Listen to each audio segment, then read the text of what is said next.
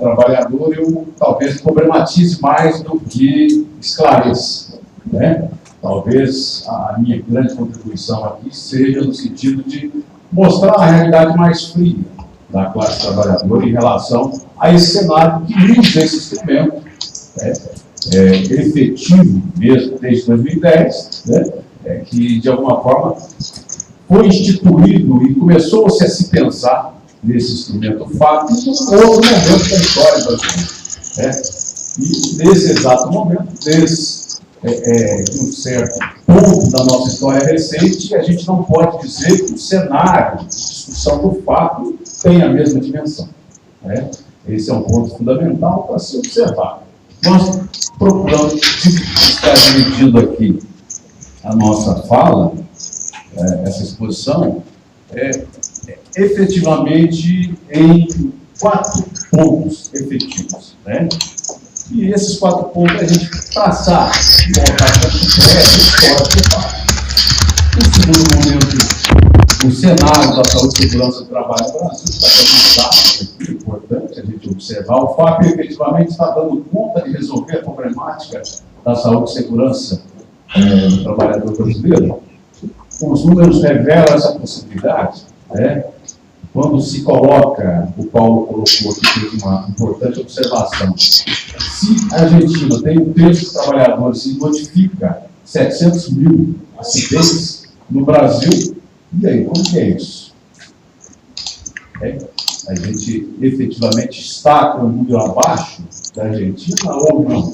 Então a gente precisa refletir também sobre isso. Quais são os limites da legislação? Há limites da legislação? Há limite da legislação como um todo. O FAP é um dos instrumentos da legislação. Como fica essa relação desse limite? Qual é esse limite? É o nosso.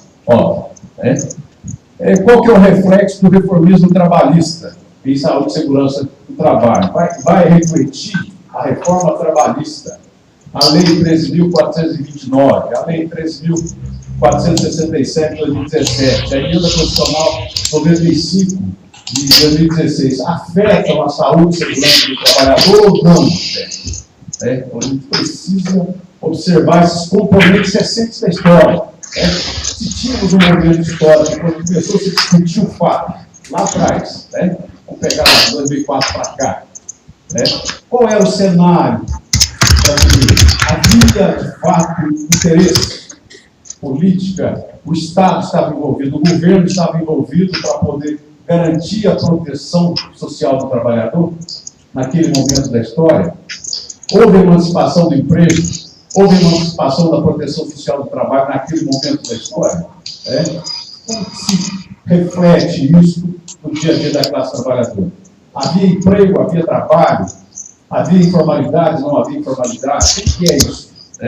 Então a gente começa aqui, talvez eu pule alguns slides, visto que o Paulo, ele que é o expert desse domínio, e outras exposições também trarão novamente pontos mais técnicos do FAP. Eu acho que não justifica eu aqui de arborar, discutir pontos mais técnicos do FAP. Eu vou, talvez, mais problematizar mesmo com alguns dados, algumas falas concernentes à realidade do mundo do trabalho do ponto de vista de quem representa a classe trabalhadora. Eu, como membro da Confederação Nacional dos Trabalhadores da Indústria, também estou diretor dos sindicatos universitários daqui de Minas Gerais e também da Federação dos Trabalhadores Urbanos de Minas Gerais e represento também aqui a nova Central Sindical de Trabalhadores. Portanto, nós temos representação desse conselho colocado, mas temos que levar em consideração que o conselho, a representação dos trabalhadores é bem menor no conjunto do partido. A gente tem que sempre lembrar disso. Voltando à última resolução, por exemplo, os trabalhadores, por unanimidade, foram contra a resolução. Colocar isso pontualmente dentro da votação. A resolução foi colocada, é importante apontar isso. Passando por um breve contexto, mas antes, pegando uma fala de Elton, né, em que ele vai dizer para nós, é impressionante, ninguém ousaria dizer que não significa nada essa conquista progressiva de uma grande carga, como diz Marx. E, no entanto, embora saibamos que algumas dessas leis são resultado de uma violenta luta de classe, não sabemos nada dos efeitos desses resultados. De modo efetivo, se a gente for olhar os desdobramentos históricos de saúde e segurança, quais são, de fato, os efeitos? Né? Aqui teremos alguns exemplos de empresas, foi colocado aqui, exemplos de empresas que praticaram, usaram esse instrumento e, de modo positivo, conseguiram observar o efeito do FAP dentro da estrutura ou do ambiente de trabalho. Temos que observar também qual é a possibilidade real, o instrumento que revela as contradições no capital do trabalho. Todo instrumento que revela, ou todo direito que revela, toda lei que, de certa maneira, traz em si a possibilidade da revelação do conflito existente. Baixe todos os vídeos. Todas as contradições, a questão social em evidência. Acontece. Ela é bem recebida Nos olhos famílias. Baixei tudo na aba aqui para ganhar. Ou não. Nós temos que responder a esse questionamento. As empresas que levam a sério os instrumentos de saúde e segurança no trabalho, ela, de certa maneira, considera essas contradições e procura, através das suas ações, neutralizar essas contradições em sentido positivo. Mas será que são todas elas que fazem isso? Né? Então, esse é um ponto que a gente acredita ser de fundamental importância ser revelado. Né? A gente poder, não sabemos nada dos efeitos desses resultados. Né? De modo efetivo, os números são, a gente poderia dizer, né? Mas vamos começar com o cenário. Qual que é o cenário nosso de discussão? Se a gente for considerar esse momento ali, a partir de 2013, o que aconteceu do ponto de vista da economia brasileira em relação ao trabalhador, né? Classe efetivo. O trabalhador passa a ter maior, automaticamente passa a se cuidar muito mais, passa a se prevenir muito mais, e isso vai acontecer, né? É um cenário diferente, né? A gente vai perceber essa elevação da renda da classe trabalhadora até 2016, a gente vai perceber uma queda drástica do desemprego a partir de 2003, né? A gente vai ver isso acontecendo e vai acontecer um cenário diferente, que é o cenário que inicia a possibilidade de algumas transformações em desfavor da classe trabalhadora dentro da própria questão da relação com o trabalho, na saúde do trabalhador. Né? Exatamente no momento em que há um agravamento, aqui novamente, a partir de 2015, há o início de uma elevação do desemprego. Né? A gente ainda vai observar a pobreza no Brasil, né? Um elemento determinante, ela cai, a pobreza no Brasil, e ela estava lá, né, vamos dizer assim, em 95 chega a praticamente 12%, ela vai cair aqui na casa de 4,5% da pobreza, né? Mas, nesse contexto, quando se inicia o processo, um processo de valorização da proteção social do trabalho. Né? Efetivamente, iniciava-se um processo de valorização da proteção social do trabalho. Um pensamento efetivo de se instituir um instrumento que desse conta de dialogar com a realidade nova do mundo do trabalho. Uma realidade em que se iniciava um processo de geração de emprego efetivo, de formalização de carteira de trabalho, iniciava-se um processo de valorização, inclusive, econômica do trabalhador, né? E acontece, nesse momento da história, algo diferente. Se naquele momento tínhamos o Ministério do Trabalho e Emprego, o Ministério da Previdência Social e o Ministério da Saúde, né, de modo efetivo, passou-se esse tempo todo, hoje não temos o Ministério da Previdência Social, temos o Ministério da Fazenda, né? Então, já mostra para nós qual é a tendência da proteção social do trabalho, né? De modo efetivo. Recentemente, nós ficamos aí um período, não que tivesse feito diferença, né? Sem Ministério do Trabalho, né? Um sinal claro para nós da relevância que é a relação com o trabalho ou trabalho, né? Então, a gente precisa ter esse elemento. Mas vamos lá. Vou passar rapidamente aqui. A partir de 2004, o governo federal põe em marcha a Política Nacional de Saúde do Trabalhador com vistas à redução dos acidentes e doenças relacionadas ao trabalho, mediante a legitimação das ações de promoção, reabilitação e vigilância na saúde do trabalhador. Esse é um dado interessante que a gente foi buscar no contexto histórico de pessoas que efetivamente estudam, ainda estudaram e estudam o debate da Previdência com foco em ambiente de trabalho, de seguridade social, de proteção social, de seguro do trabalhador. Né? E nesse desenho específico, né, um dos mentores do FAP, um dos mentores do DETEP, Paulo Rogério de Albuquerque, companheiro do Paulo César, né, ele traz alguns dados da sua pesquisa e vai implementar, né, dentro dessa discussão. E vai ser a partir da terceira conferência, já lá em novembro de 2005, as discussões foram articuladas em torno de 3 eixos. Quais os 3 eixos fundamentais que sustentaram a possibilidade da implementação do FAP?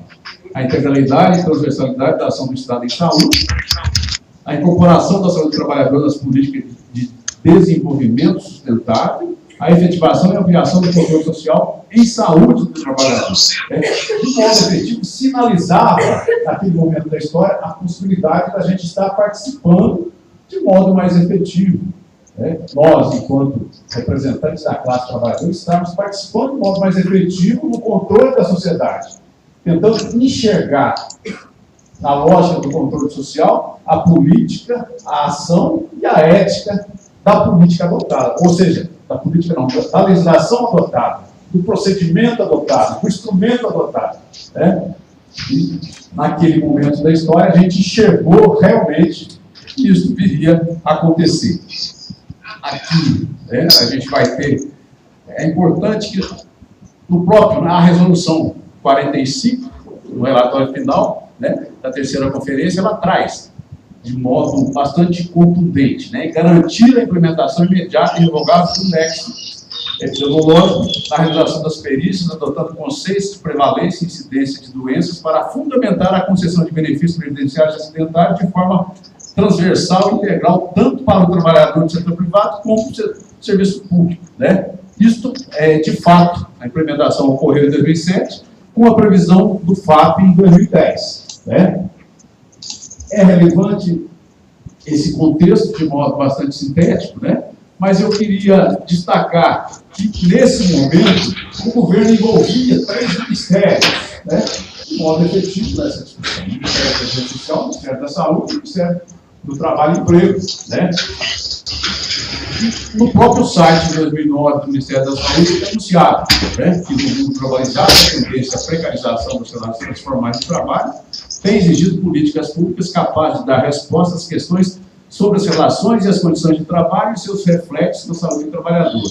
A mudança de status e formalização do departamento demonstra o compromisso do Ministério com o adequado tratamento do tema. Esse era um ponto relevante para nós.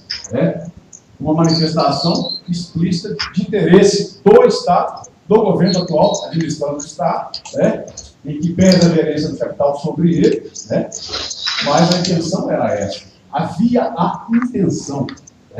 Nós poderíamos chamar, aqui, o Evaldo Vieira, que fala aqui, as leis e constituições davam a noção de cartas de intenção. Nós temos que observar, naquele momento havia intenção, não havia intenção. E nesse exato momento, qual é a intenção? A gente precisa observar isso. O desafio é como conferir eficiência ao sistema de seguro acidente de trabalho, reafirmando, como natureza pública, a definição de uma metodologia que permitisse flutuar as alíquotas do SAT no contexto do seguro acidente como bem estatal, discriminando-as por empresas sem interferência desta. Este é o nó do sistema lógico. Esse é o nó. Qual é a influência das empresas? Havia influência das empresas ou não? Por trás dessa discussão. Qual é o nível? Quando surge o METEP, quando surge o METEP, e a gente pode dizer, diga qual é o seu setor produtivo, que eu digo do que adoece, por que motivo que morre o trabalhador da sua planta, do seu primário. Com isso, de modo efetivo, quando a gente trabalha o fato do INSS, a gente tem a certeza que haverá uma mudança substancial nos índices de acidente de trabalho. Né? Seria algo notório. Né? Observando isso, né, a gente teria que lembrar, o Paulo Rogério lembra disso, né? O FAP original nasceu da vontade do próprio pleno do Conselho, né, que, mediante a resolução, constituiu o grupo de trabalho. A sociedade politicamente organizada chancelou o FAP, ou seja, o FAP é um ciclo histórico da prevenção de segurança. Ele tem uma relevância histórica. Essa política tem essa relevância histórica. Tanto é que ela é referência, né, não só no Brasil, mas mundialmente se torna uma referência. Né?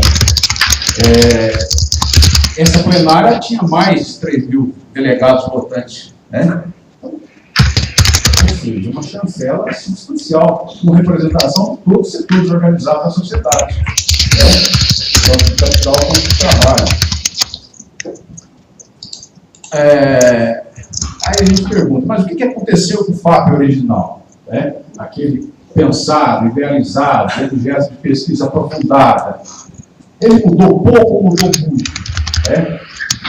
Quando se muda demais uma legislação, ou uma nota técnica, ou uma lei, é porque quer que se aplique essa lei ou porque não? Né? A gente tem que refletir sobre isso.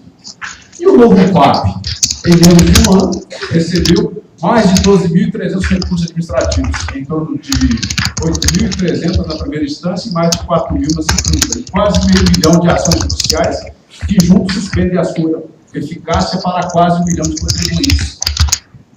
Pois muitas dessas ações são de sindicatos e federações patronais.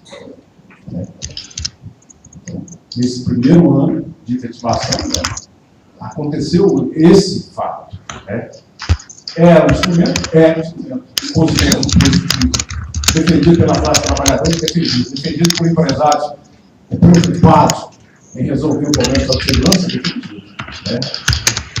defendido pelo governo, inclusive, que o implementou. Aqui são praticamente quase 2 dezenas de alterações, né? E aí a gente pode entrar no cenário totalmente seguimento do trabalho. Né? É uma passagem bastante rápida, mas o cenário é este. Né? Esses dados são do Observatório de Saúde e Segurança, Saúde e Segurança e Saúde do Trabalho do Ministério do Trabalho. Né? Ele aponta que de 2012 a 2017 houveram aí um total de afastamento, né, de praticamente 1.500.000 afastamentos, por acidente 972, 767 e por doença 520. Né? Se a gente for estratificar, por ano foram 194 mil acidentes, por acidentes e doenças 104, 172. Vai a estratificação. Para a gente não ficar fazendo essa... Não, o pessoal está assim, tá vendo? Não, é muita conta. 45 minutos consegue prestar atenção. A gente vai ter aí... Bora. Depois começa a dar uma pausa. Nós temos que falar das palestras ali, treinamento, teoria e prática. Os caras não consideração ferida com tudo cultura, 650. Imagina, da vida, às 8h30, são 10 e pouco, né? Falo com café. 529 mil. Daí a mente fala, tem que dar uma... É importante destacar 105.872 fraturas de trabalhadores. Né? É um significativo. Essa é a realidade de saúde e segurança do trabalhador. Né? É um ponto que a gente precisa destacar. Né? Contusão de esmagamento, 476.283, amputação e enucleação, 33.851. Se a gente for observar, vamos pegar os dados por hora, né? Corte, laceração ferida, 14,75 por hora. Fratura, 12,25. Contusão, 11,04. Amputação, 0, praticamente 1, né? A cada hora. Então, essa é a realidade da classe trabalhadora do ponto de vista da saúde e segurança. Né? Mas aí tem um detalhe. São aquelas registradas em CAT. Né? Essa é a realidade geral da classe trabalhadora? Bem, a gente precisa observar também essa informação. Né? Aqui também, no observatório, esse dado, eu busquei esse dado, foi no dia 8 de março, né? Foi no dia 8, 13, 18, porque a cada altera esses alteram a todo momento. Tanto é que nós já temos o acidentômetro aqui com mais de 4 milhões e 19 mil acidentes no dia de hoje. Acabei de olhar aqui, estava vendo aqui, acompanhando, né? Então a gente tem esse dado aí, né? Dias de trabalho perdidos até o dia 8/3 eram 314.636,38. Mortes acidentais notificadas, 14.866. Né? Então, se a gente for efetivamente compreender a realidade do trabalho, em que pese existir uma política efetiva, né? Efetiva não, inefetiva, né? A gente não pode falar que é efetiva, se fosse efetiva, né? Esses números seriam outros, né? Nós vamos ter aqui a apresentação de pessoas apresentando a realidade positiva das empresas que levam a sério saúde e segurança, né? Nós teremos essa possibilidade aqui de observar isso, mas não é a realidade do mundo do trabalho das outras empresas, de modo mais geral, né? Esse é um ponto que a gente precisa, com muita coerência, dizer, né? Nós temos aqui um acidente estimado a cada 48 segundos, né? Quantos acidentes aconteceram durante esse período aqui, né? Quantas mortes já existiram desde a 0 hora de hoje até esse momento? E 4 mortes já houveram de trabalhadores, né? Depois de fazer o cálculo em minutos, nós já tivemos até esse momento pelo menos 4 trabalhadores mortos, né? Essa é uma realidade do trabalho. Quais são os limites da legislação? Muito claros para nós do mundo do trabalho, né? Primeiro, limite do alcance legal de saúde e segurança do trabalho, né? Esse é um dado. E se a gente for pegar e for fazer uma comparação com a fala do Paulo, quando ele comenta da Argentina, olha lá, pouco mais de 1/3 da população economicamente ativa possui carteira assinada. Esse dado é de 2015. É um cenário que tende a se agravar com as implicações das novas formas do contrato de trabalho instituídas nas leis 13.429, que é a terceirização é restrita, e na lei 13.467, que é a reforma trabalhista. Né? Isso vai, de certa maneira, redundar no resultado fictício do fato. Por que fictício? Porque a resolução de abril de 2017, de alguma maneira, ela vai procurar anular o efeito, né, da legislação dentro do fato, né, dentro da própria estatística de saúde e segurança. Como que a gente vai tratar disso? Nós vamos falar um pouquinho mais à frente, né? A gente tem aí no Brasil, né, esse dado, no IPE nós tínhamos em 2015 105.519.431 pessoas literalmente aptas ao trabalho. Ocupadas tínhamos 95.000, desocupadas 10 mil, 10 milhões, 10.138.000, né? Carteira, empregado com carteira assinada, 36.825.000, né? Esses aí são os dados do fato. Os outros não estão dentro da realidade do fato. Porque, né, publicação do acidente de trabalho, né, eles entram nesse cadastro. Então, nós podemos dizer que dessa população, para você ter uma ideia, nós pegamos uma pesquisa de Portugal para fazer uma análise. Em Portugal, 40% da classe trabalhadora ou está desempregada ou em trabalho precário. Se a gente for pegar a realidade da classe trabalhadora brasileira, somar esses números aí, a gente pegar as pessoas desocupadas, se formos pegar tudo que é trabalho precário e as novas formas de contrato de trabalho, bem provável que o nosso número suplante a mais de 60% de trabalhadores ou um trabalho precário e um desempregado.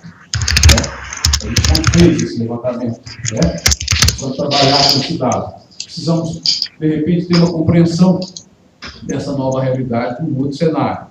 Nós temos aí um conjunto da realidade social muito fechado na legislação, em que trata, na lei, já jurisprudências, parcialidade, periculosidade, em que, de uma forma, a gente pode dizer, a gente fez esse levantamento da jurisprudência de parcialidade, periculosidade, em total 506, praticamente a gente pode dizer que só uma única jurisprudência poderia ter caráter preventivo. Todas as outras com o caráter de reparação.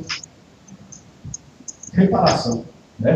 De modo efetivo, a gente pode dizer aquele Estado, pegando um pouco aquela frase colocada pelo professor Fernandes, quando a gente não consegue dar conta de resolver as contradições da sociedade, acabar com a vida é uma alternativa. Ou seja, você faz a relação. Se eu não dou conta de resolver os problemas das contradições sociais, abrir mão da vida é uma alternativa para poder dar manutenção à ordem estabelecida. E isso, via de regra, tem acontecido, os números estão nos mostrando isso.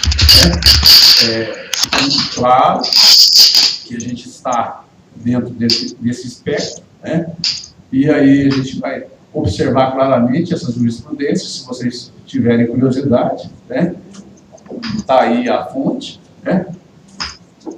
E aí a gente traz um pensamento de Patiucanes aqui, para a gente fazer essa reflexão, para efetivamente entrar num processo de conclusão aqui da exposição.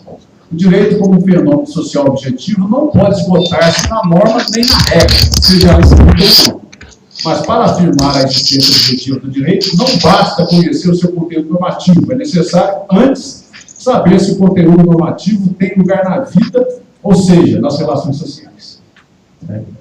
Efetivamente tem lugar nas relações sociais. Quais são as relações sociais hoje existentes? A gente contempla, por exemplo, as horas antissociais em que o trabalhador está submetido a elas.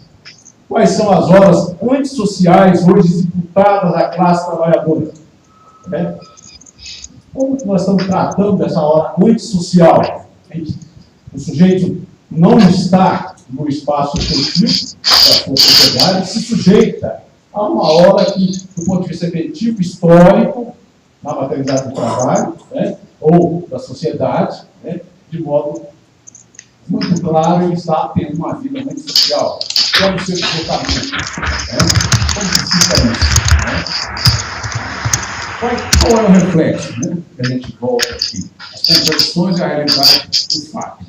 Ou as contradições da realidade de saúde e segurança do trabalho. A gente poderia chamar aqui. Como que fica a realidade do contrato intermitente de trabalho? Como que vai ser isso administrado na hora que você compor as variáveis do fato? Como será tratado esse trabalhador? Esse trabalhador que, de repente, está registrado em várias empresas, as empresas passaram a se tornar como se fosse um cadastro de empregos. Como fica isso? Contrato de autônomo, pejotização, trabalho a tempo parcial, tempo à disposição do empregador, o fim das horas em itinere, a supressão do intervalo intrajornada, o acordo de compensação, banco de horas, hora extra, como que fica isso? Teletrabalho, home office, trabalho em casa, de modo efetivo. Essa discussão nova entre vem o debate da insalubridade, vem o debate da gestão dilapidante, como fica a questão da proteção da maternidade em relação à saúde e segurança? Tem relevância ou não tem relevância na discussão do fato? Como que a gente vai compor as novas variáveis do fato? Saiu a resolução de 2017, ela veio para quê? Para poder neutralizar o efeito da reforma trabalhista? Neutralizar o efeito, por exemplo, do pouco investimento do Estado em saúde, em educação, em seguridade social, em proteção política de assistência,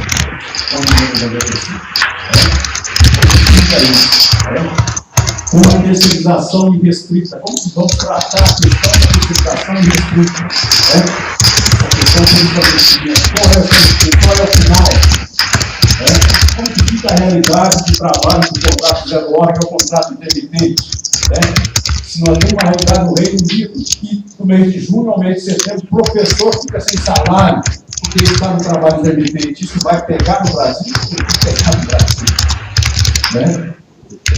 Então, a gente precisa fazer uma série de reflexões para observar quais são as novas variáveis que vão compor, quais as definições que vão ter que entrar, qual é o contrato de trabalho, onde é que eu trabalho, qual é o meu salário, qual é a minha remuneração para efeito tal, como que vai ser isso para frente, como que fica, por exemplo, a situação do trabalhador intermitente que não dará conta de contribuir com a Previdência e não recebeu o suficiente durante o mês porque ele foi chamado poucas horas ou poucos dias no mês. O que fica isso? Aí, óbvio, a gente tem essa regulação geral e legal do emprego, informalidade, lucratividade, desemprego sem seguro-desemprego, trabalho escravo, não sei se vocês sabem, mas o trabalho escravo, o último trabalho escravo do mundo, medido no ano passado, foi 30 vezes maior do que o mundo que se tinha no século XVIII e XIX. No Brasil existe ou não existe trabalho escravo? Como que isso é medido? Aí vem a prática antissindical, o sindicato. Qual que é a participação do sindicato? Nesse momento histórico em que a sociedade inteira, ungida pela campanha midiática, se volta contra a única instituição efetivamente prevista em lei que pode efetivamente superar as contradições que existem na relação capital-trabalho, chamado sindicalismo, que nesse momento está sendo alijada da relação capital-trabalho. Como que fica isso? É possível? A questão da fiscalização e da proteção social dos direitos e ambiente de trabalho. Como que fica a questão das violações amplas de direitos sociais e humanos, inclusive previdenciário, civil, ambiental, sanitário, penal, tudo isso com um amparo garantido que o ilícito não é mais um instrumento de polarização.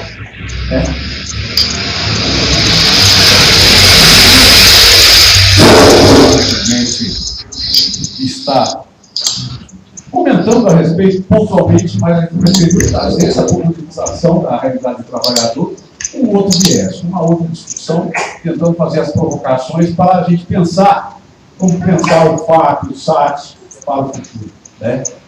Como se dará essa relação? Eu queria já o João para acontecer e me colocar à disposição também. Obrigado.